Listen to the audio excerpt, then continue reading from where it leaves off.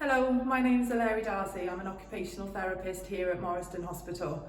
Did you know Age UK have reported that millions of older people are concerned about falls, with over 4.3 million people putting it at the top of their list of concerns. If you have an elderly relative, please keep a close eye on them over the winter period. There's lots we can do to prevent falls. We can looking at loose rugs or worn carpet or overly cluttered environments are all risk hazards that can be avoided.